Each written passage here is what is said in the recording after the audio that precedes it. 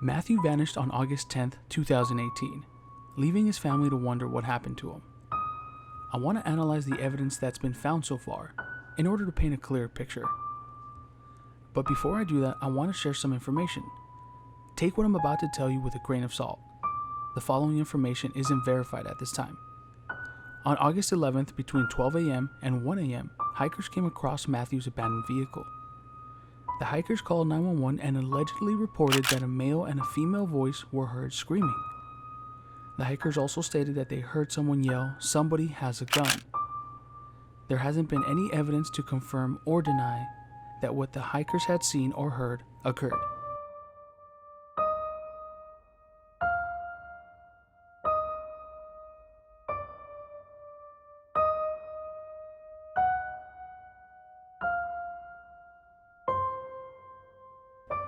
This is a 3D Google map showing an overview image of the area where Matthew went missing.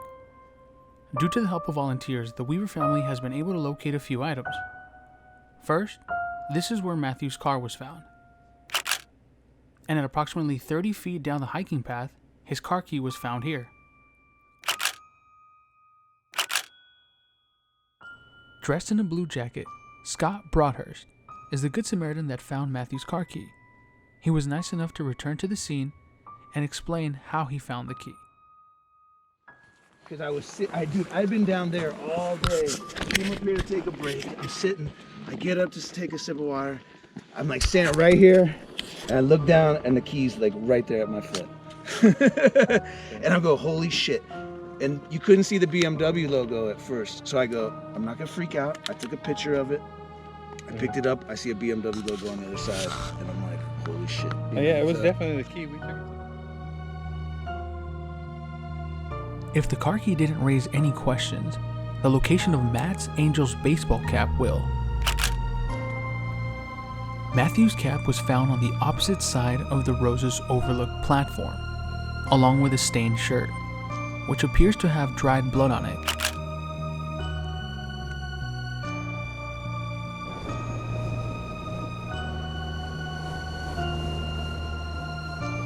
Here's a different view of where Matthew's cap was found.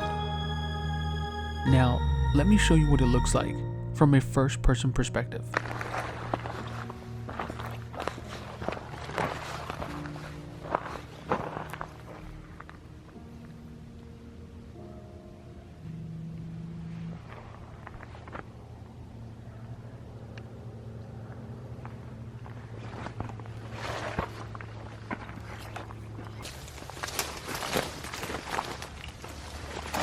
Early into my search for Matthew, I utilized a metal detector near the area where his cap was found. Alright, so this is where... Alright, so this is where Matt's hat was found, somewhere in this vicinity, along with a shirt that hasn't been confirmed to be his. And I was here with Tyler, his younger brother, and we kind of tried to comb this area a little bit. You can probably see how it's kind of, all that brush is kind of torn off. It's because we were trying to see if we found anything. Obviously his cell phone hasn't been found, and well, we're trying to make progress here. So we haven't finished this side of the mountain, so I'm gonna go ahead and go down there and let's see what we can find. What makes it so difficult to search for signs of Matthew is it isn't only the mountainous terrain or the wildlife. There's broken glass everywhere, along with hundreds of bottle caps dug deep into the dirt, causing the metal detector to give false positives. On top of that, there's portions of land that are still recovering from a fire that occurred years ago, which means unsteady footholds and danger from falling tree limbs.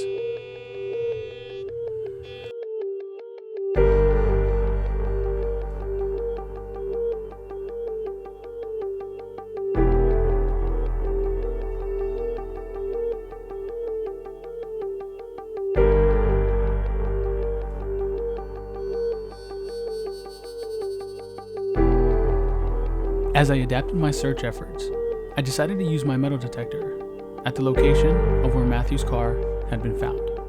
With the help of my good friend Jacob Bullard, we set out to find clues. Almost immediately after the start of our search, we got many hits on the metal detector. And after several hours had passed, and after removing much of the metal debris in the area, Jacob calls me over. It looks just about deep enough.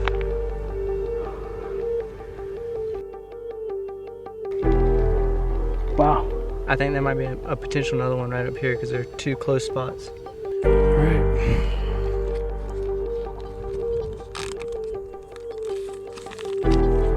There it is. Jacob then calls me over 3 more additional times. Dude, that's another one. Yep, there it is. This one's C. Same type we found it there.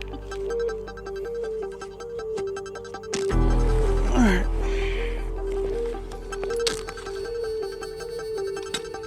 C.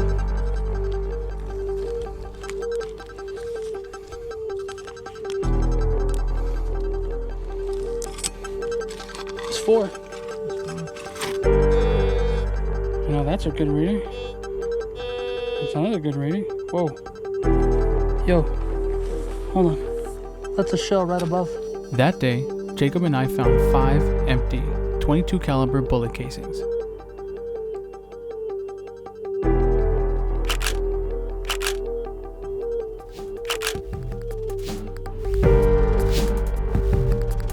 After reviewing the location of the bullet casings to the photo of Matthew's abandoned car, I'm left with more questions. The red X's indicate the approximate locations of where the casings were found.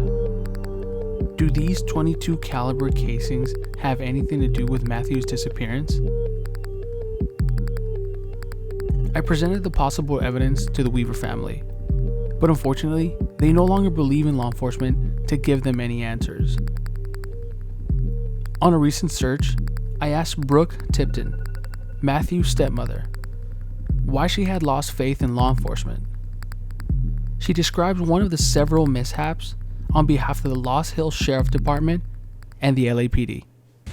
I'm not sure if I told you this, but we were not informed until over 3 months after Matthew had been missing that they had never used infrared or FLIR to search for him.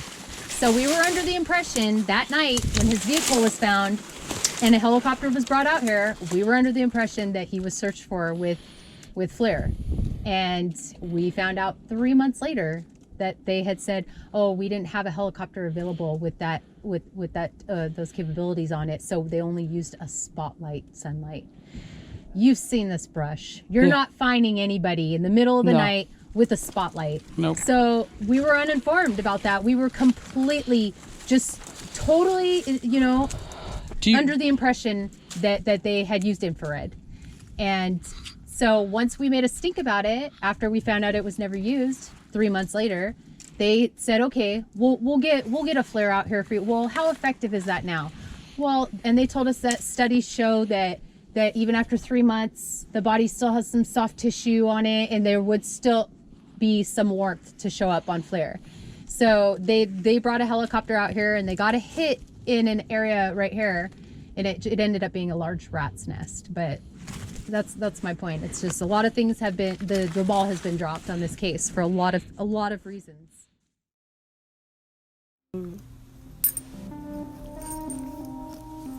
was full. After months of analyzing evidence and countless attempts at constructing a solid theory, I realized I had never seen Matthew's car. I asked the Weaver family if I could take a look at Matthew's car for any additional clues, and bravely enough, they agreed.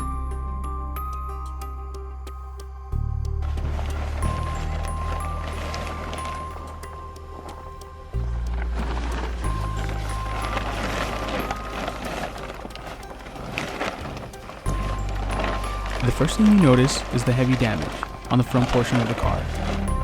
And as of February 2020, it is believed that most of the front end damage was caused by tow trucks when they pulled his car out of the mountain.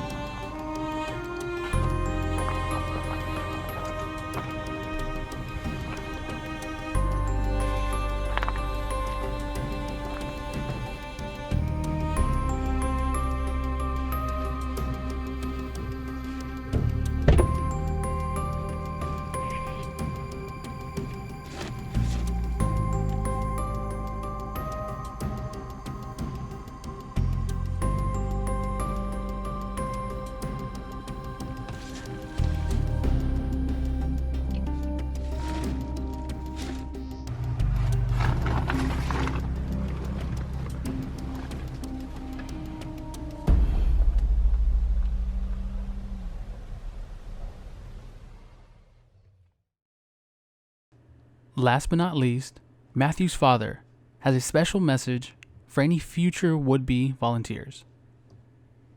Well, they're going to expect the worst out there. We need some able-bodied people that have actually done this type of work for searching. It is a job, and there is no trail. This is all off trail. You have to make your own trail.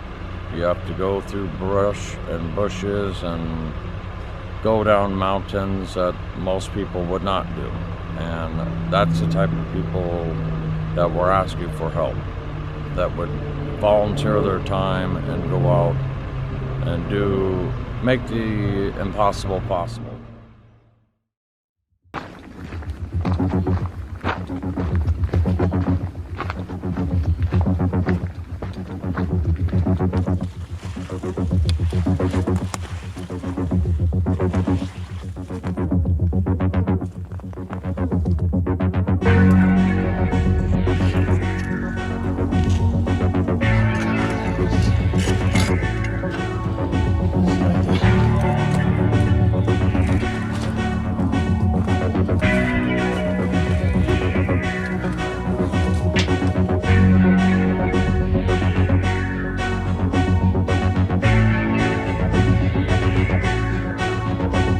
Every family has a story, and this is a chapter in the Weaver family book. Help me close this one so they can start another. Please consider sharing and subscribing. Thank you.